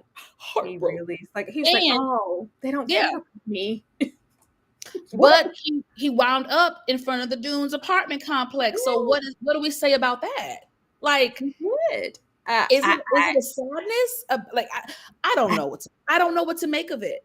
I don't know. Most men who would have got a threesome, they would be cheesing ear to ear, and you see how he's excited. Not like most men. I'm not most men. I'm a good guy, and down in my goodness, I really prefer to be at home with Issa, being comfortable, being straight. Issa, why you have to go and ruin our thing? Now I'm out here being used up by two white tea women. It's just all too much. Like, it's just that, like, him being objectified in that way, he wasn't ready to deal with it. And Chad always calls him off on, you ain't that soft ass baby Potter. Right. Chad does it because I know you. I'm your friend. Like, you're out here pretending to be something that you're not. Now, a typical man would have been living my life, Exactly. But for the sake of Lawrence, we had to stop in front of these dudes because it was never like that with Issa. She would never discard and objectify me in this way. Yes, Ashley. What is it, Ashley? I see your eyes go. I'm just, I'm sitting here, and for the record, y'all, I like a short king too, because you would never at me with that TP. But anyway, just putting that out there so y'all know. But yeah, Lawrence, he's sensitive. He can't handle the pressure. We know that because he was on the couch for 45 years. Like, he can't handle the pressure of that type of life. I think you have to be willing to sling dingling unrelentingly and without regret or remorse. And you have to be one of them ones, right? Because we said he's from the F tribe, right? Yeah. Can slang dingling unapologetically, whether it's good or bad dingling. Because you'll never make me believe Lawrence is putting in extra work. And I know how much y'all say y'all hated Dro, but I will say that the smeck scenes between him and Molly, when we get to those, they cooking. I gotta be fair. Lawrence was not cooking, even with the two snow bunnies balanced on his balls. He wasn't. But no, you go home because home is what you know. Home is his safe space. Home is his comfort. And he just wants to cry into Issa's little bosom. That's what it was. I miss him. I want my family back. That's what that The was. little bosom. I want my family back. man. That's all this was. Lawrence will be all right. He's on the Oh, right. heck. He Now, got hurt. I put this here because I do remember it being a topic of conversation when it happened, and I'm sure it was because of the climate. But now, that we're older and we're back, is this problematic for any of you? Because I remember it being a thing, and they were like, "Oh, why would you make a joke in this sense of a stop and frisk type situation and playing with the lives of it?" This was a thing. People were a little upset at this scene, and of course, it's like, yeah, you beat us. Like, people thought it was insensitive. Monique, did you have a problem with this scene, or did you find it funny? Not at all. I found it actually very fitting for the type of show that Insecure is. I like, if they made it crazy serious, it would have felt kind of weird. Like I got what I needed from the scene. I know how to read between the lines. You know what I'm saying? Like, it was very clear that Lawrence was nervous. He was fidgeting with his wallet. It was the hands on the like, you could tell he was nervous. We didn't need there to be bloodshed to, like, he was nervous. You know what I'm saying? And even him saying, yeah, you beat us. Like, it's cold. We were supposed to pick up on that and just acknowledge it for what it is, you guys. So whoever, way back when, Black Twitter, whoever had a problem with a child, cry me a river. They did what needed to be done. They executed it. I understood that as a Black man, he was nervous. He changed the music on the radio. He went from rap to classical. Everybody does that. He did all the things. Give you just a reason. Ashley, did you have a problem with this? No, I liked this scene, and I liked it for a couple different reasons. Because as much, and I think it speaks to where we found Lawrence, especially in relationship to Tasha, in relationship to these YT women. I don't think this scene was thrown in haphazardly. I think it made sense to the story because all while he was reveling in his proximity to whiteness, he is an Ivy League alum. All of these things. At the end of the day, he is still Black, and I like the callback at the end where I should beat you up. You're a Hoya. I saw the Georgetown license plate, so now you're immediately different. And I think it's important, and it's so prevalent now, especially depending on the spaces that you're in. Classism and elitism is still very much a thing within the diaspora and amongst Black people groups in different spaces. So I love that it was a callback to that as well, right? Like, you're Black, but you're Ivy educated, and you're driving a Jaguar at the end of the day. So I think that those things were smart, and it played into what we saw in his interaction with Tasha, him thinking he's better. I'm not this, I'm this. And then also, at the end of the day, you're still a Black buck, sir, when it came to them two snow bunnies. Yeah. So I loved it. I think it pulled it all together. Yeah, it was the same. I was like, I didn't see why was there so much blowback. It feels like Lawrence is getting his just desserts. It's just a little brief reminder. Even with the Georgetown back there, you're still, a ninja in the coop. It's still the same. It's still. Hey, hello. But I had to mention it because maybe some of the people was mad. They were. Can I Now, just correct something real quick. no, go Someone said ahead. at the height of the George Floyd, that is incorrect. George Floyd was 2020. This was season 2 of Insecure. So the years don't match. So it was not at the height. I just think they did it as a nod to the culture and what we as Black people have to deal with in America. And even if it wasn't like a George Floyd situation, we know how, unfortunately, repetitive those scenarios are. So if it wasn't George, it could have been Trayvon. It could have been exactly. But who it wasn't was Daniel, because Daniel's here. Ooh. I'm a down at Daniel Hill every single time. Like, baby, Daniel was that one, and you played in his face, but he allowed it. So what are we gonna do? The way she wouldn't have been able to breathe my air in. The way Issa discarded and dismissed, and why are you here? You were just an itch. I needed to scratch. Don't embarrass me. I'm trying to get my man back. Now that we're together, you can really go and get that out of my face. That was that. And, that's something I needed for myself, for my ego, just sexually. I need you to go. You're discarded. You're dismissed type of energy. Daniel Phillips was hurt, but we can't even kind of be genuine in our friend's space. Oh my God, he's here. Like, I gotta go deal with him. Oh, it's just too. Issa, please, you are not a victim. You're not a victim, Issa. But even with all of that, it's like that's not necessary. Like it's okay. So like it's fine. I'm accepting it and I'm moving on. But like I should have probably handled it. Yeah, it's all right. It's cool. Like it's cool. This happens, and I got to deal with this. But since I'm such a hot commodity in these streets, let's not forget that I'm here at the kiss and grind for the likes of Felix the cat, and we got humbled.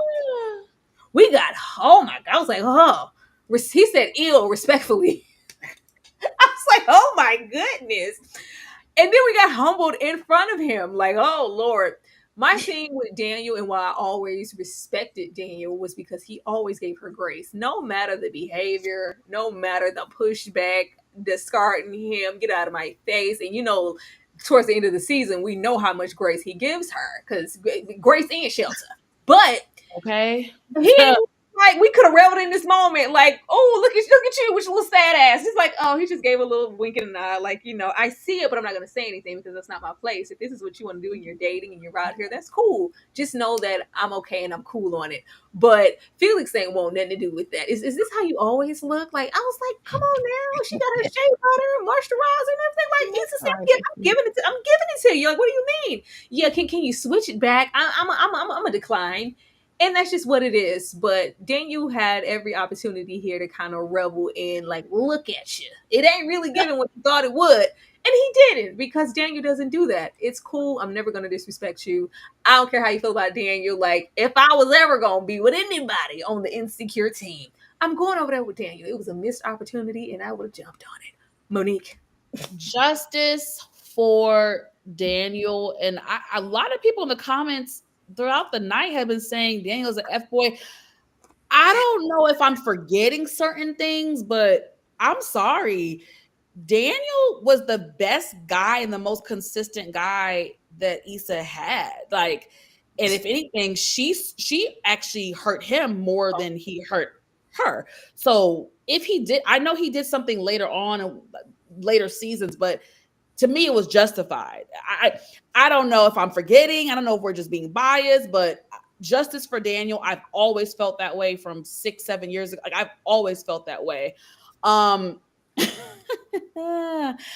don't even, Issa pissed me off because, like you said, it was just like, oh, let me go handle this. Trick, he didn't even see your dusty ass. I mean, why are you acting like let me go. Girl, he is across the room and didn't even notice you, honey. You noticed him. Just admit that you wanted to apologize. Stop pussyfooting and telling myself, oh, I guess I gotta do it. No, just say, you know what, Molly, I feel so crappy.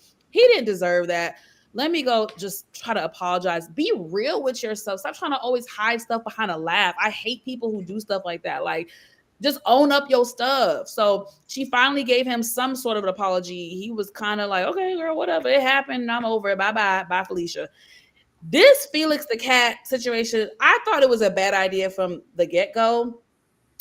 If you're a real dating connoisseur, you would know, honey, that you don't set up no damn date at an event like this. At an event like this, you're going to meet other men and you're going to just network and socialize. And I would never go on a first date or a meetup at something like this because I don't want nobody to block my hustle, okay, or my rotation, okay? So I thought it was a bad idea. Felix, I feel like I've met a Felix before in my past years of just like, oh, your hair like that. Let me, is that fake? What you got under your hair?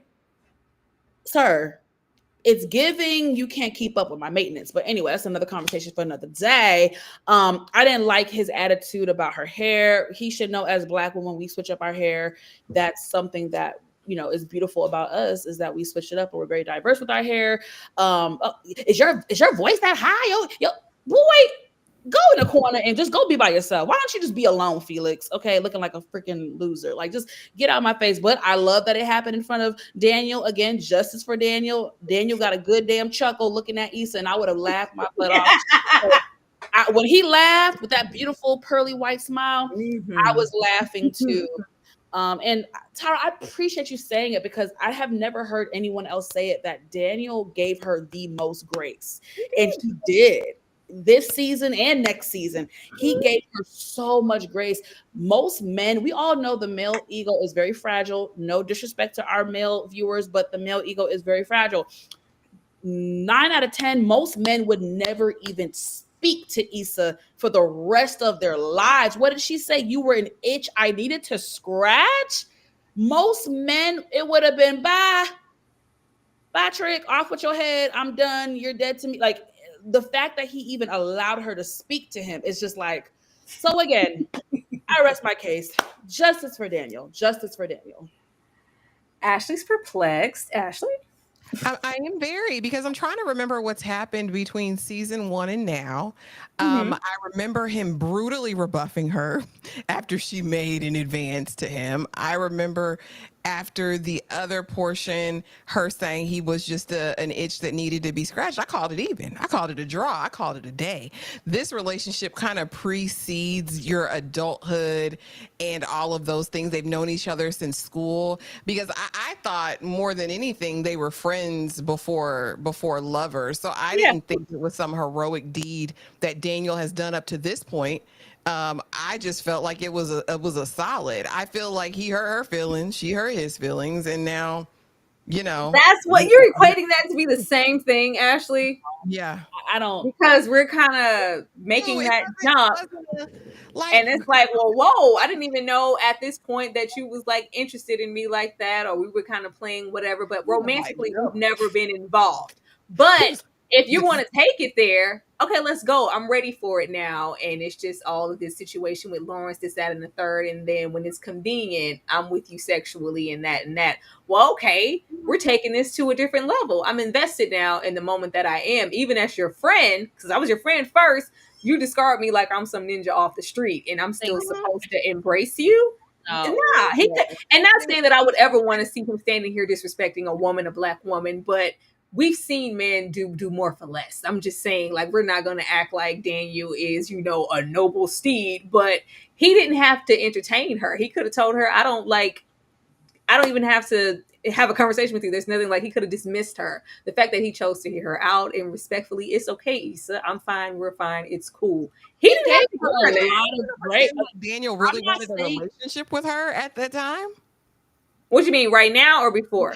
No, in the Smex. I don't think it was ever that deep. And I think once he found out her situation, I don't think it was that. I think dudes do that to females every day. It didn't seem like it was some big grand gesture of grace for him to talk to her at this party to me. I think it was because of whatever was established. They do establish that they were like deep core friends at heart. I don't think he was so upset about, like, girl, we got it in. Now you're going to ignore me. Like, you're discarding me like I'm just some random, like, did we never not mean more to each other? Like, were we not friends before this? If anything, regardless if you're with Lawrence and whatever you're going through, we're friends. Like, I'm nothing. And then if you not only say that I'm nothing in a friend sense, or all our years together meant squat, you really were just an itch. You were just my what if guy. I wanted to fuck you and I did, and that's just it. Like, that's just what it is. Even if men do it, whatever, and nobody should be doing it. But I'm just saying, I feel like he didn't have to entertain her. And I'm not, it's hard for me to just kind of have a perspective with Daniel solely here, because of course this is a retrospective. We know what he was allowing Issa to have, like, even after this. And that's grand to me, because girl, yeah. But from my memory, to me at all. I'm sorry, but my memory, he was catching feelings. I'm not saying he was in love with her, but to me, Daniel was 100% willing and like interested in exploring the idea of some type of intimacy, some type of situation outside of a friendship. It was Issa that was like, oh no, boo, like, it's always been Issa. I'm avoiding you. You was an itch I needed to scratch. I don't, and even this season, we'll see it later. I don't want to spoil it for people who haven't seen it, but it's just like, she's the one that was acting funny to her. I mean, I don't know. If I counted up, again, none of these characters are perfect. None of these men are perfect in her life.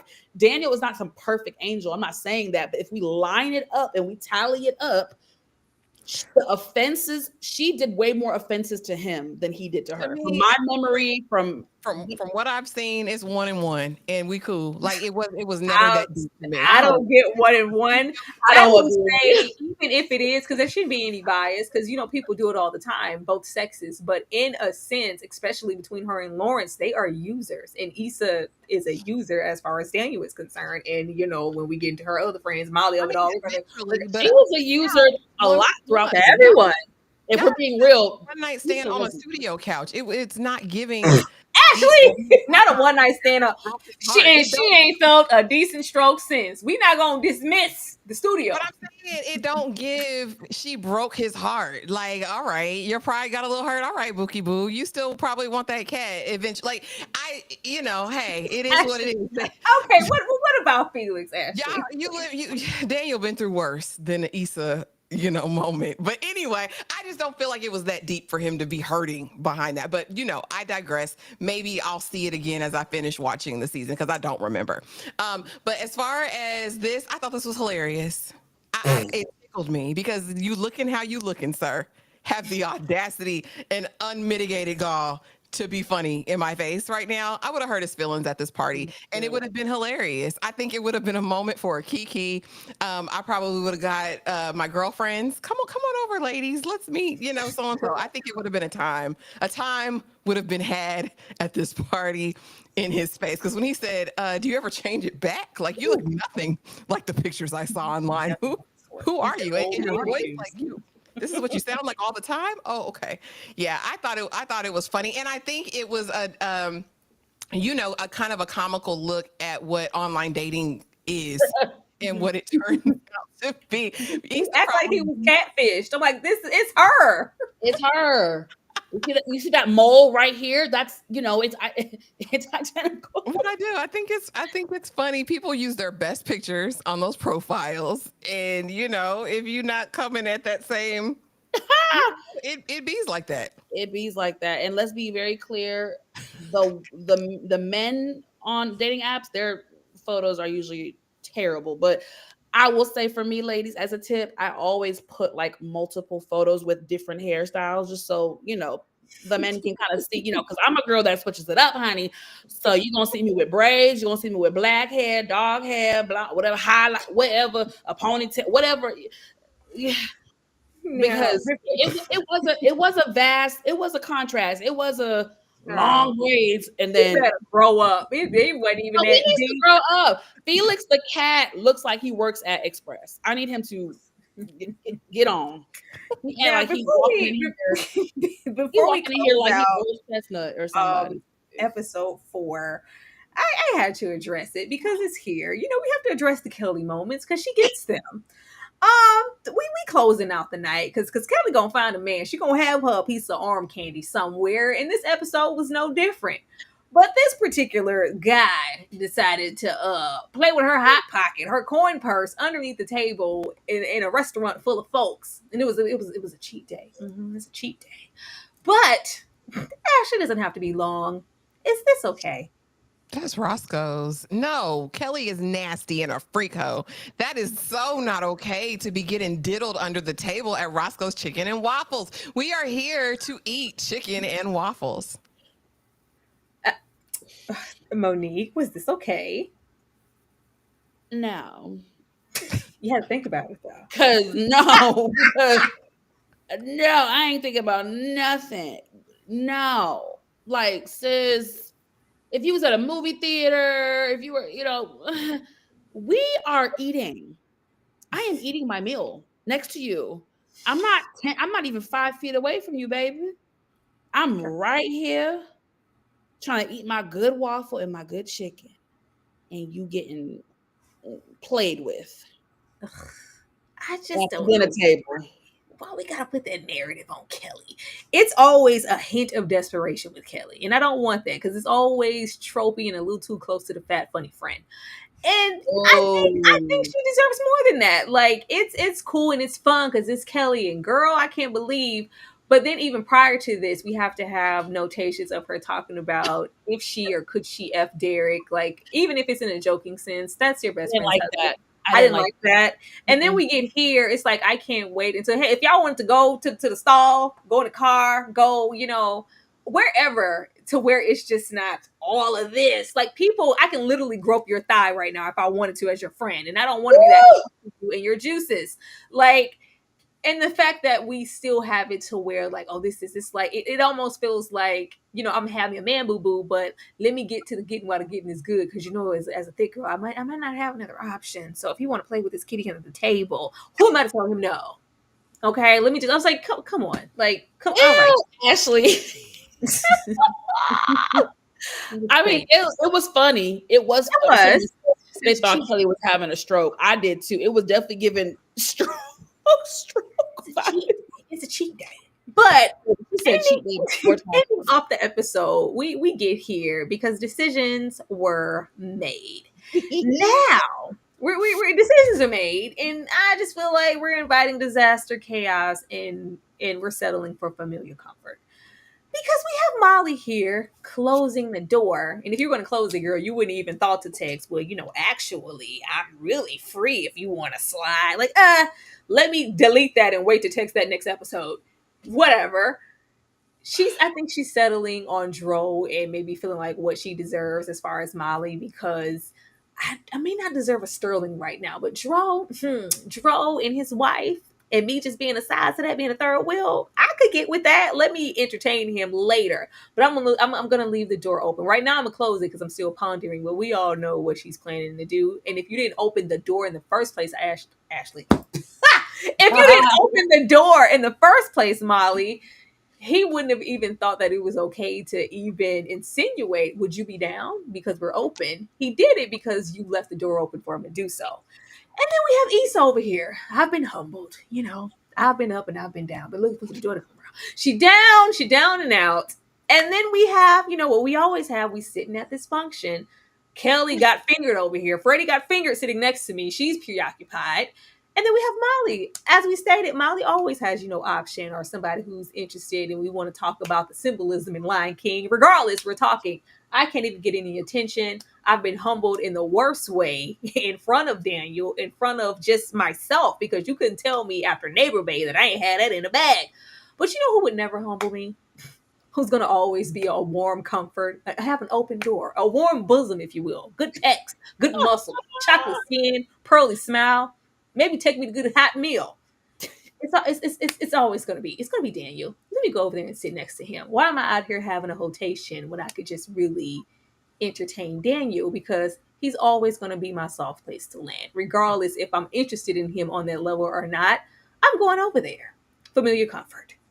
Monique. Well said, my friend. Well freaking said.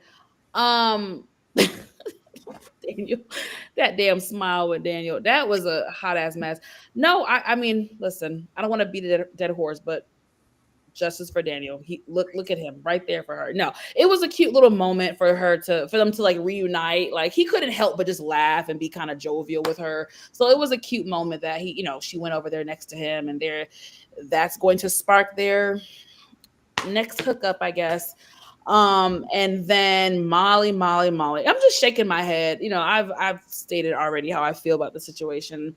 I found it to be very problematic, not just because he's in an open marriage, but really because she knows the wife and they kind of grew up together. It's very messy. You didn't even get confirmation from Candace that this would be okay or that they are in an open situation. It's just like, you're playing with fire. You know what I mean? You're playing with fire. And again, Molly in her dating fiasco throughout this series has always been very frustrating for me to watch. And it is frustrating now. And that's probably never going to change. Love Molly as far as her business acumen, her career, all of that. But dating, it exhausted me. It really did. Ashley? Come here, bring that D here. That's what she said. And I mean, Molly is her own downfall. She is her own agent of chaos, and she will bring it in at any given moment. It just is what it is. Molly, as much as she is self-aware in terms of profession and, you know, finances and all of those things and how much she seems to have it together, her personal life is just forever perpetually in shambles. And again, I think at this stage, because she's not fully healed, while she's going to therapy, we identified in the first couple episodes she hasn't fully given in to therapy. And so I think just at this stage of where she is, the unhealed Molly, she was always going to invite this type of chaos into her life. And and be with a man who's emotionally unavailable. This man can never love you fully, right? Ever. And I don't know why you have Daniel over there smiling like a Cheshire cat, but Yeah. I energy for Daniel that y'all had for Tasha. I need y'all to have that same energy. He knows Issa is full of Oh shit. no, I gave. I don't think we could compare, but I always gave Tasha grace. I But I'm always just gave her. saying, Daniel is putting up with Issa and will continue to entertain her, Mhm. knowing I don't know what the You're female right. version of a Lawrence is, but that's who she is. But no, as You're far right. as this, Issa's just doing this to occupy her time, and because she don't have nothing else better to do because Felix turned her down. That's why she's over here. And I do appreciate the note, Tyra, that you talked about as far as Kelly being kind of a caricature in this space, because I know we addressed that season 1, and it continues on here. I just want to let it be known for all the big girls, there is no shortage, honey, of men that will drink your dirty bathwater. I just want to put that out there for you ladies. Do not be discouraged and do not be deceived. There are a plethora, a gaggle, a bunch of Negroes, right? Standing in line for some fat cat. I'm just going to set it right there. Oh, not the fat cat. I'm just going to set it right there. But yeah, I get it. Daniel. That was beautifully said. Beautifully said. I just feel like Daniel is too fine to be in the midst of this conversation. Like, I'm not it's not. Like, girl, what are you doing? You over there trying to smile and feel it. Neighbor, babe? Oh, girl, please. Yeah, baby. That Find out. Like, what are we doing here? And we already know he's gonna get his little feelings hurt. I'm sure we're gonna go off and tell him, like, oh, well, the excuse last time was I was in a relationship and things were, you're free now, so we can be together, right? Girl, leave that fine man alone, please. But before we get into where you can come and support us, maybe what we have coming up on our channels, let me tell y'all how it makes us feel when you support us in the chat and become members, because you should do that right now. If you ain't got my pesos.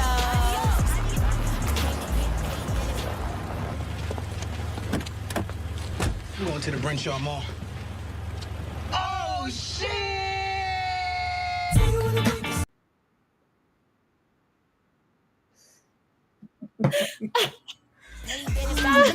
Become a member. Become a member. Come have a good time. Like, support us. This is family, okay? We're family here. Hit that like button. Oh, shit! Join us in the Discord. We family at the Brenshaw Mall. You know what I'm saying? You just couldn't wait. I didn't say bye to nobody for you to jump yourself up here, sir. Okay.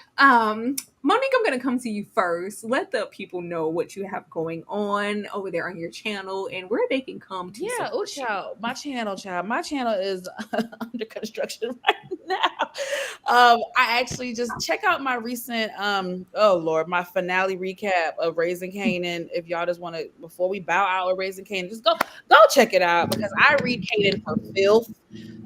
Justice for Rock. Check that out. I'm probably going to be doing a hot topics either honestly tonight or tomorrow, because baby, there are things happening in these entertainment streets. If you want to follow and support me, follow me on Instagram at _Monique_Nicole. But most importantly, please follow me on that good TikTok. Your girl is starting to get some traction on the TikTok. Okay. And that is Monique Nicole 94. Again, TikTok is Monique Nicole 94. Mwah. Don't do what she said, y'all. She said traction with a capital T. Don't play with me. Ashley, what about you? Tell the folks what you got going on or what we got going on because it's a thick week. If you guys have or watch Handmaid's Tale, please go run up my finale upload. I just uploaded it. It ran kind of concurrent to the end of this live. So please go check that out. Tomorrow, though, we will be back to talk Sirens, which was a new limited series on Netflix that came out last week. Only 5 episodes, so it's a quick watch if you haven't watched it yet. But even if you haven't, still come to the live tomorrow because it's going to be a good time full of discussion. We have a live Friday, Saturday. Just be here, y'all. Make sure you're subscribed, have the notification bell hit. I can't even think of all the names of the lives that we have going on, but She the People on Friday. And then Saturday, is Blockbuster movie night. So make sure that you're subscribed so you don't miss a thing. And I believe we have a movie marathon this Sunday. So with the gangsters. So yeah, be a part of the family. Come join the collective. We absolutely do. There's always a whole lot going on the calendar. And as Ashley said, we do have a movie marathon this Sunday. Y'all already know what it is. Most of the time, we're starting at a good 11, 12 in the afternoon. And we binge some of your favorite movies. And of course, you pay us to be there for our pleasure. And as long as you're there, we're there.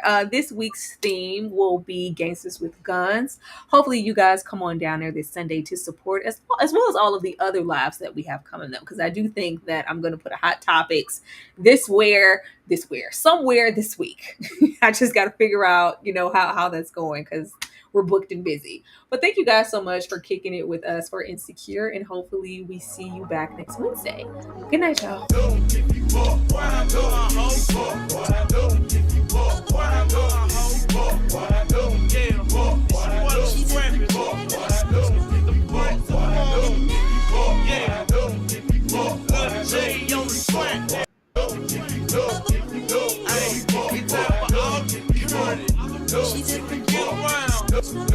It's going down. Well, I'm a cat toe, just a holy on your damn street. Stomping, jumping, pumping, every corner off in this damn thing. Throwing the balls, I'm patting these soldiers, screaming and singing from their nose.